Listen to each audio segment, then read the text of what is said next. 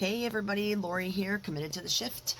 I'm going to put out a little clip of Bill Gates talking about conspiracy theories and his Microsoft, just a little tad about Microsoft history and vaccines in comparison to mask wearing.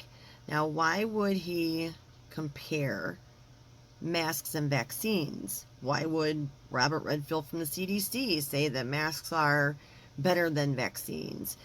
But it's much deeper than we could ever really figure out or put into words. What it is, it's about obedience. It's about straight up control.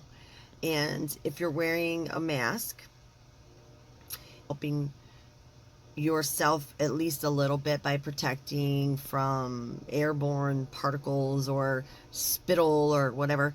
But the most important thing is that you're helping other people, you're protecting other people. You've been mediaed. You've been misleaded. It's bullshit. That's absolute bullshit. If you go and look at the CDC website, you'll find that now. You'll also find, here's the thing.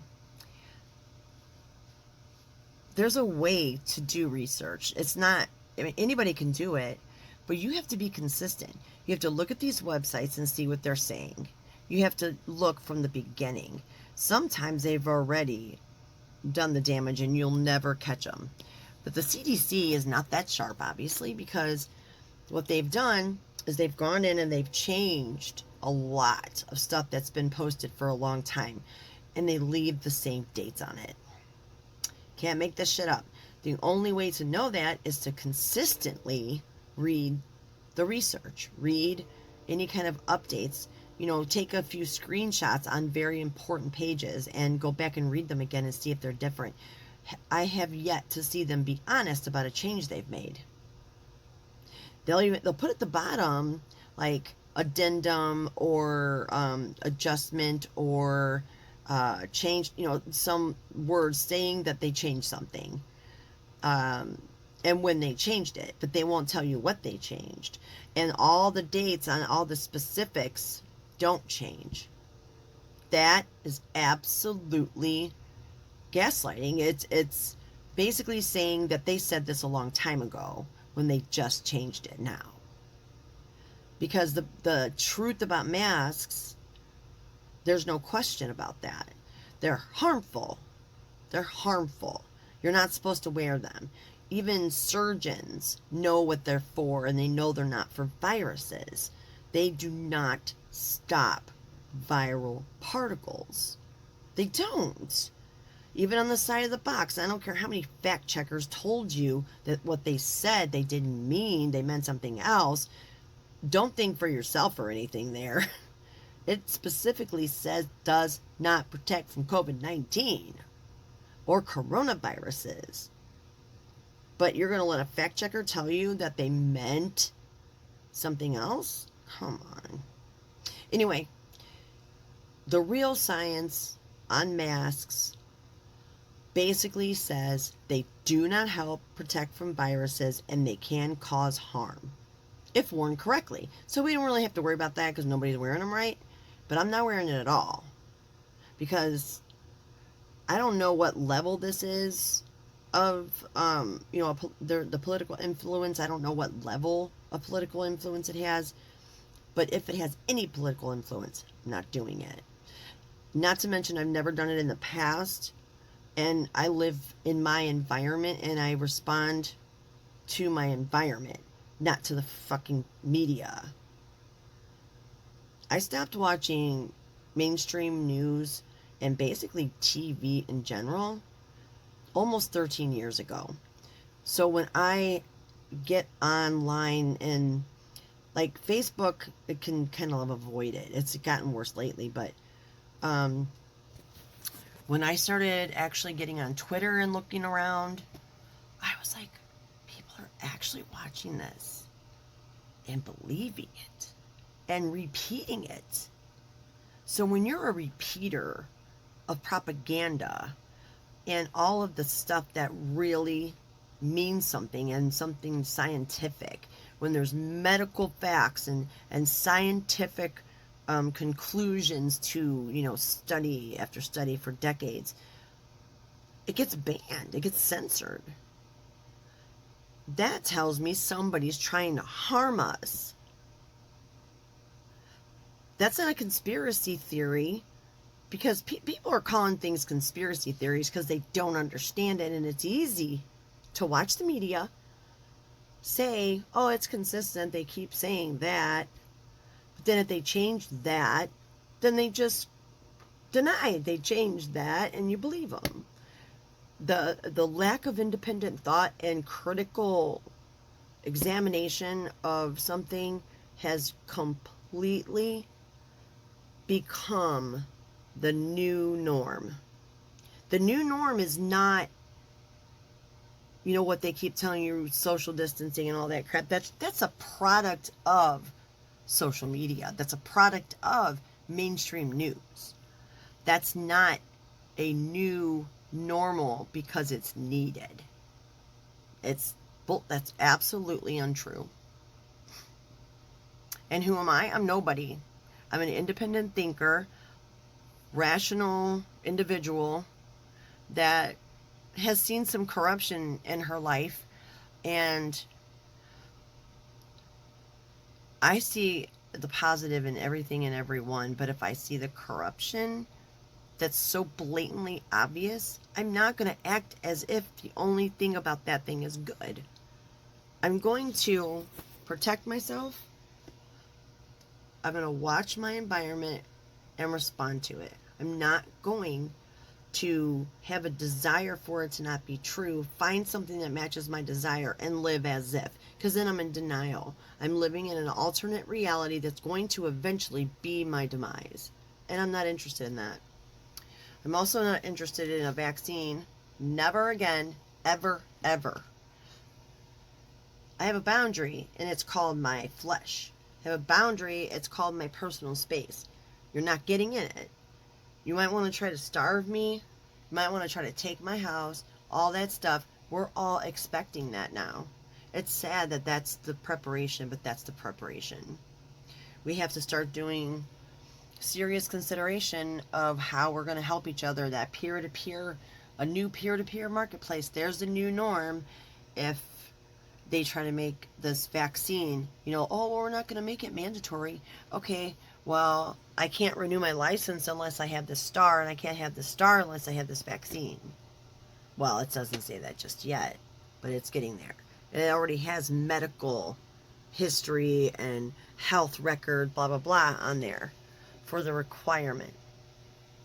So by the time it actually becomes mandatory, which is October 2021, guaranteed, COVID-19 vaccine is going to be mandatory. So, well, again, not mandatory, but you can't, if you can't renew your license, you can't drive. If you can't renew your license, you probably can't work. If you can't work, I mean, come on. It really is that simple. But if you really get into the critical part of this and then really start thinking about on a big scale what's happening, don't let the media tell you what it is, what's happening, because they'll lull you to sleep, which they have so many people already. I'm awake. It's ugly. That's for sure. It's ugly to be awake these days. But I would much rather be awake and aware and responding to my environment than to have this false sense of security. No, thank you. I used to use drugs for that. I don't use drugs anymore. So why would I try to numb myself with something that I don't even get physical pleasure from? I don't know. All right, so listen to this, you know, absolute piece of shit talk about things and give you his agenda, and watch the psychological game that's going on within himself. I think he knows that we know, and that we can figure him out. Because if I'm sitting here and, you know, I'm saying something that I know isn't true, and I really shouldn't be saying it, but I have like an agenda, I'm gonna want to cover my face. You know, what's the first thing like a 3-year-old does when they get caught they break something, and as soon as they hear their mom, Johnny, they go hide in the corner, they cover their face, they put their head in a pillow, right? Watch this baby, Mr. Gates, try to hide.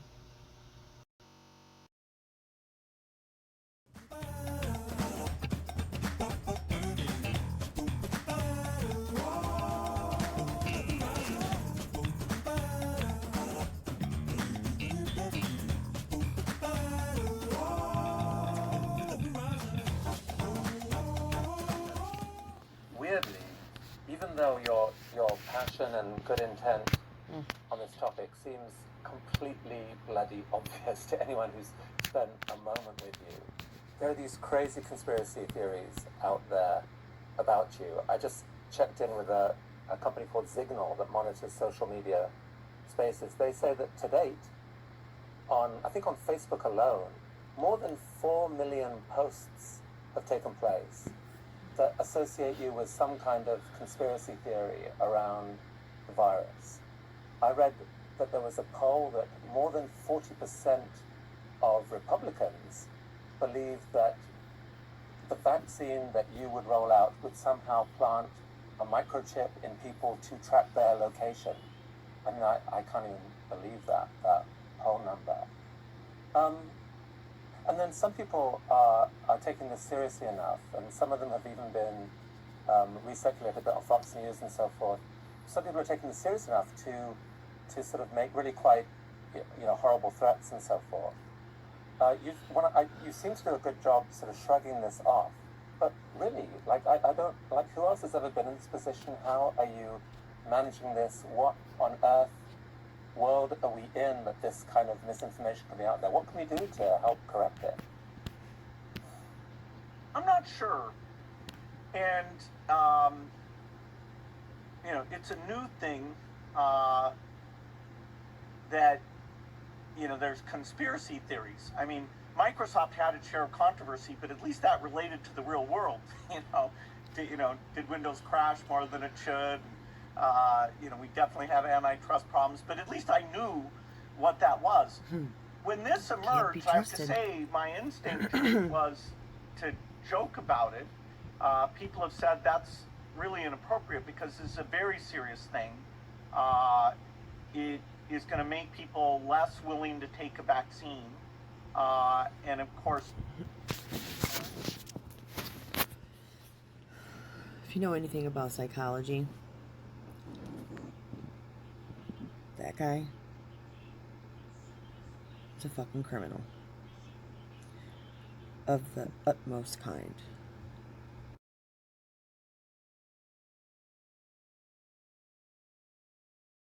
joke about it. People have said that's really inappropriate because this is a very serious thing. It is going to make people less willing to take a vaccine. And of course, once we have that vaccine, it'll be like masks, where getting lots of people, particularly when it's a transmission blocking vaccine, there's this huge community benefit to widespread adoption of that vaccine. And so I am caught a little bit unsure what to say or do, because the conspiracy piece is a new thing for me. And, what do you say that doesn't give credence to the thing? The fact that a, Fox News commentator, Lauren Ingram was saying this stuff about me microchipping people, that survey isn't that surprising, because that's what they heard on the TV. That's really inappropriate because this is a very serious thing. It is going to make people less willing to take a vaccine. And of course, once we have that vaccine, it'll be like masks, where getting lots of people, particularly when it's a transmission blocking vaccine, there's this huge community benefit to widespread adoption of that vaccine. And so I am caught a little bit unsure what to say or do, because the conspiracy piece is a new thing for me. And, what do you say that doesn't give credence to the thing? The fact that a Fox News commentator, Lauren Ingram was saying this stuff about me microchipping people, that isn't that surprising, because that's what they heard on the TV. Mr. Gates, you're familiar with a company called Real Networks, are you not? Yes. Did Trying really you hard ever to have not rock, but he's rocking. any discussions with any representative of Real Networks concerning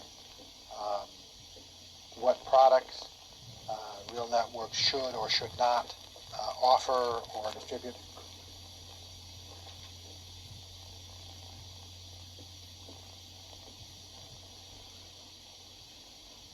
No. Microsoft signed 2 contracts with Real Networks. Did it not, sir? I have no idea. I thought it was one. Real Networks was previously called Progressive Networks, correct, sir? Right. In the contract or Good contracts, if there was more than one, between Microsoft and Real Networks, was there any restriction on what services Real Shaking Networks his could feet. provide to competitors of Microsoft? I've never looked at those contracts. Did you participate at all in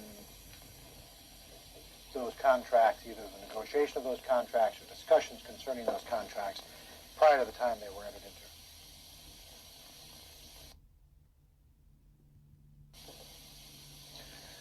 I knew that Rocking. Muglia and Moritz Rocking. were Covering his talking mouth. with Progressive.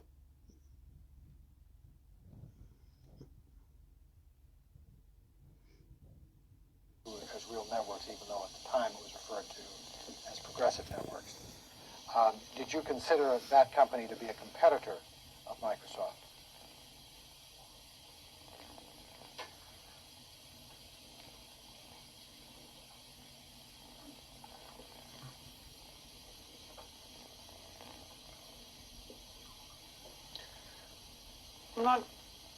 I think I was confused about what Real Networks, what their plans were, and therefore I wasn't sure if they were a competitor or not. Was there a time when you did become convinced that they were a competitor? Yes. When was that? When Rob Glazer appeared in Washington, D.C.